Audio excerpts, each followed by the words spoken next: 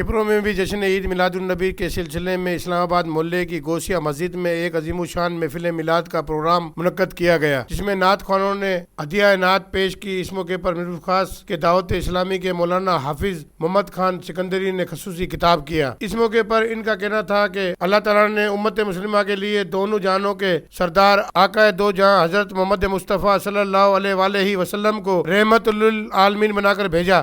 حضور کی آمد سے دنیا میں اسلام کا بول بالا ہوا، ہر طرف نور ہی نور پھیلا ہوا تھا۔